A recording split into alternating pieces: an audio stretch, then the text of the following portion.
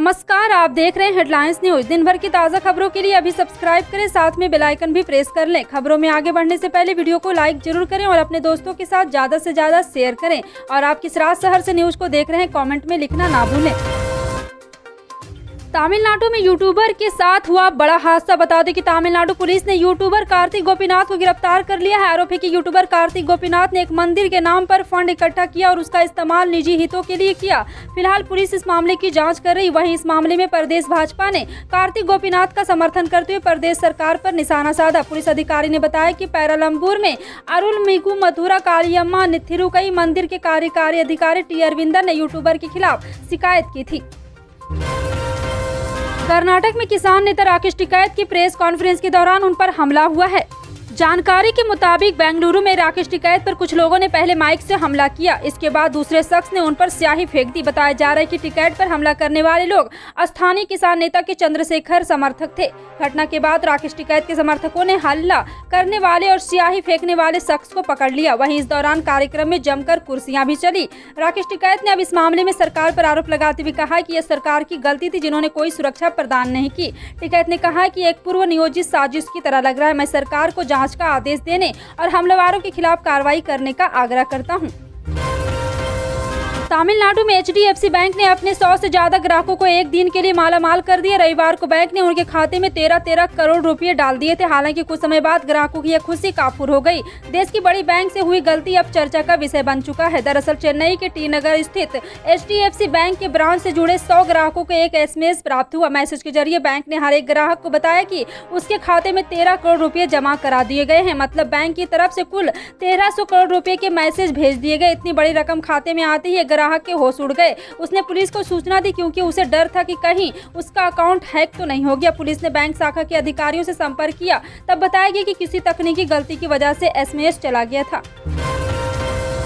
न्यायपालिका पर की गई अपनी टिप्पणी को लेकर राज्यपाल जगदीप धनखड़ का तल्ख बयान आने के एक दिन बाद सोमवार को तृणमूल कांग्रेस महासचिव अभिषेक बनर्जी ने हैरानगी जताते हुए कहा है कि एक बार फिर से इस तरह की प्रतिक्रिया व्यक्त करने की क्या जरूरत है। बनर्जी ने कहा कि उन्होंने किसी न्यायाधीश का नाम नहीं लिया था और न ही किसी फैसले का जिक्र किया था। उल्लेखनीय है कि बनर्जी की टिप्पणी के बाद रविवार को धनखड़ ने कहा था कि उन्होंने हद पार कर दी है। बनर्जी ने दावा किया है कि धनखड़ उस वक्त चुप्पी साध लेते जब भाजपा नेता विवादास्पद बयान देते या मुख्यमंत्री ममता बनर्जी का अपमान करते हैं।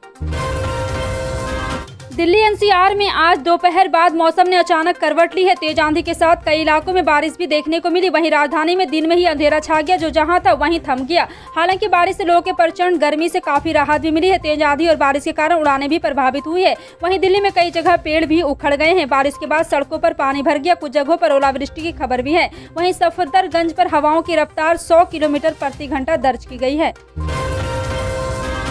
झारखंड के मुख्यमंत्री और झारखंड मुक्ति मोर्चा के नेता हेमंत सोरेन ने महुआ माझी को राज्यसभा उम्मीदवार बनाया है। सीएम ने कहा है कि हमने गुरुजी के सहमति से हमारे पार्टी के महुआ माझी को राज्यसभा चुनाव के लिए उम्मीदवार चुना है। बता दें कि कांग्रेस लगातार राज्यसभा सीट की मांग कर रही थी। इसी सिलसिले में मुख्यमंत्री ने शनिवार को कांग्रेस अध्यक्ष सोनिया गांधी के 1 घंटे से अधिक समय का मुलाकात किया। इसके बाद कांग्रेस के साथ खींचातानी की खबरों के बारे में पूछे जाने पर सोरेन ने कहा था, ऐसी कोई बात नहीं। अगर ऐसा होता तो क्या कल सोनिया जी से 1-1.25 घंटे की मुलाकात होती? जब घर में बर्तन होते हैं तो खनकने की आवाज आती ही है। ईडी ने बड़ा निदेशन और एक्शन लेते हुए दिल्ली में आप सरकार के मंत्री सत्येंद्र जैन को गिरफ्तार किया है। प्रवर्तन निदेशालय ने कोलकाता की एक कंपनी से जुड़े हवाला लेन देन के मामले में कार्रवाई की है। बताया जा रहा है कि फर्जी कंपनियों के जरिए आए पैसे का उपयोग भूमि की सीधी खरीद के लिए दिल्ली और उसके आसपास कृषि भूमि की खरीद के लिए किए गए ऋण की अदायगी के लिए किया गया है। इसी बीच दिल्ली के उप मुख्यमंत्री मनीष सिसोदिया ने सत्येंद्र जैन पर लगे आरोपों को फर्जी बताया है। उन्होंने कहा कि सत्येंद्र जैन के खिलाफ 8 साल से एक फर्जी केस चलाया जा रहा है। अभी तक कई बार ईडी बुला चुकी है। बीच में कई साल ईडी ने बुलाना भी बंद कर दिया था, क्योंकि उन्हें कुछ मिला ही नहीं, या फिर शुरू कर दिया क्योंकि सत्येंद्र जैन हिमाचल के इलेक्शन इंचार्ज हैं। 61% किसान कर चुके हैं KYC, 39% और होंगे वंचित। जागरण संवाददाता से बातचीत में जिले के 1,24,177 अन्नदाताओं के खाते में मंगलवार को PM किसान सम्मान निधि की 11वीं किस्त 2-2 हजार रुपए पहुंच जाएगी। इसका लाभ उन किसानों को मिलेगा जो 31 मई तक KYC करा लेंगे, अन्यथा धनराशि से वंचित होना पड़ेगा। अब तक मिलने के 61% यानी कि लगभग 1.25 लाख किसान KYC करा चुके हैं। शेष 39% किसानों को सहज सेवा केंद्र में बायोमेट्रिक अथवा विभागीय लिए साइट पर ही KYC कराना है। नए सिरे से भी कृषक प्रधानमंत्री किसान सम्मान निधि योजना का लाभ लेना चाहते हैं, उन्हें कृषि विभाग में 1 फरवरी 2019 के पहले पंजीकृत होना चाहिए। वह योजना का लाभ लेने के लिए ऑनलाइन आवेदन कर सकते हैं। ज्ञानवापी मस्जिद मामले में हिंदू पक्ष की ओर से मुस्लिमों में प्रवेश पर रोक लगाने और पूजा के अधिकार की याचिका पर फास्ट ट्रैक कोर्ट ने 8 जुलाई की तारीख नियत की है। फास्ट ट्रैक कोर्ट में सोमवार को महेंद्र कुमार पांडे की अदालत में इस पर सुनवाई हुई। मुस्लिम पक्ष ने याचिका की प्रति मांगी। इस पर जज महेंद्र पांडे ने मुस्लिम पक्ष को प्रति मुहैया कराने के आदेश दिए और साथ ही अगली तारीख का ऐलान भी किया है। विश्व वैदिक सनातन संघ के अध्यक्ष जितेंद्र सिंह बिसेन की पत्नी किरण सिंह की याचिका पर सिविल जज सीनियर डिवीजन रवि कुमार दिवाकर की अदालत में एक याचिका दी गई थी। आपको बता दें कि इस मामले में हिंदू पक्ष के वकील ने कहा है कि कानूनी प्रावधानों के मुताबिक उनका इस मामले में पक्ष नहीं बनता है। ज्ञानवापी विवाद पर ही सोमवार को जिला कोर्ट में भी सुनवाई हुई। पंजाब के मशहूर सिंगर सिंधु मूसेवाला की हत्या पर पंजाब के सीएम भगवंत मान ने बड़ा फैसला लिया है। मुख्यमंत्री कार्यकाल ने बताया कि शुभदीप सिंह सिंधु की हत्या के जांच के लिए पंजाब और हरियाणा उच्च न्यायालय की मौजूदा न्यायाधीश के नेतृत्व में न्यायिक आयोग का गठन किया गया है। मुख्यमंत्री ने लोगों को भरोसा दिलाते हुए कहा कि इस जघन्य अपराध को अंजाम देने वाले आरोपी जल्द ही सलाखों के पीछे होंगे। इसके अलावा भगवंत मान सिंधु मूसेवाला की सिक्योरिटी कम करने के फैसले की भी जाँच के आदेश दिए हैं। नगरीय निकाय चुनाव से ठीक पहले भाजपा को मध्य प्रदेश में लगे 2 बड़े झटके। पूरी जानकारी आपको विस्तार से देंगे, वीडियो को अंत तक जरूर देखें। बता दें, मध्य प्रदेश में नगरीय निकाय चुनाव को लेकर इन दिनों सभी दल अपनी तैयारियों में जुट गए हैं। इन्हीं तैयारियों के बीच भाजपा को प्रदेश में 2 जगहों पर बड़े झटके का सामना करना पड़ा। जी हां, आपको बता दें कि इसमें जहां पहला झटका गुना में मिला है, जहां कांग्रेस से भाजपा में आए महेंद्र रघुवंशी और बिट्टू ने भाजपा का दामन छोड़कर वापस कांग्रेस की सदस्यता ले ली। वहीं दूसरे मामले में भाजपा के नेता के नाम पर अवैध रेत परिवहन की बात सामने आई, जिसके चलते पुलिस ने अवैध रेत परिवहन करने वाले एक आरोपी के खिलाफ केस भी दर्ज किया है। जानकारी की माने तो बिट्टू का कांग्रेस में जाना जहां भाजपा के लिए नुकसानदायक साबित होना तय माना जा रहा है। वहीं देवास में आरोपी द्वारा भाजपा नेता के नाम पर अवैध रेत परिवहन किया जाना भाजपा नेता की छवि को क्षेत्र में धूमिल करने वाला सिद्ध हो सकता है, जिसका नुकसान भाजपा उनके नेता को उठाना पड़ सकता है। दरअसल पहले मामले में नगरीय निकाय चुनाव के दिनांक सामने आने के बाद गुना के वार्ड 36 से पार्षद महेंद्र रघुवंशी और बिट्टू ने भाजपा का दामन छोड़कर कांग्रेस में वापसी कर ली है। इससे पहले बिट्टू ज्योतिराज सिंधिया के साथ भाजपा में चले गए थे। महेंद्र सिंह रघुवंशी को कांग्रेस जिला अध्यक्ष हरिशंकर विजयवर्गीय के निवास पर पार्टी की सदस्यता दिलाई गई।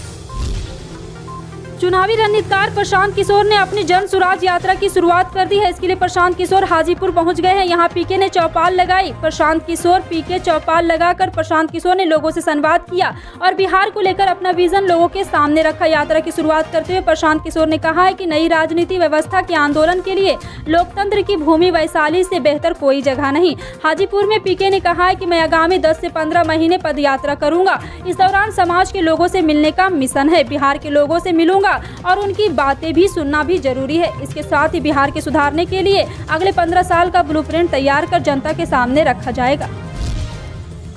उत्तर भारत के सभी राज्यों को बीते सप्ताह से हीट वेव से राहत मिली हुई है। इस बीच मानसून की राह देख रहे लोगों को भी मौसम विभाग ने अच्छी खबर दी है। आईएमडी ने बताया कि केरल में सामान्य से 3 दिन पहले ही 29 मई को मानसून की एंट्री हो गई। केरल में एक बार फिर से मानसून दस्तक देने के साथ साथ देश के अलग अलग राज्यों में मानसून का इंतजार तेज से हो रहा है। वहीं अब कर्नाटक या महाराष्ट्र में भी प्री मानसून गतिविधियां बढ़ने की उम्मीद है। मौसम विभाग ने बताया आने वाले दिनों में केरल के बाकी इलाकों के साथ साथ तटीय कर्नाटक और महाराष्ट्र में मानसून का सिस्टम आगे बढ़ेगा।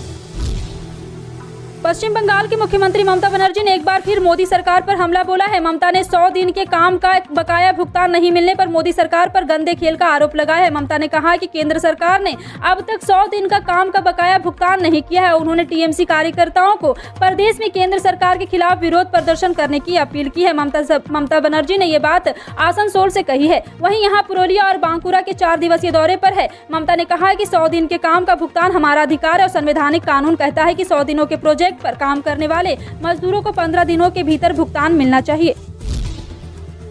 बिहार की सियासत में राज्यसभा चुनाव एक राजनीतिक तूफान बनकर सामने आए हैं। हालांकि इस तूफान को बीजेपी ने अवसर के रूप में लिया और बिहार के जातीय समीकरण को साधते हुए जदयू से एक कदम आगे खुद को निकाला।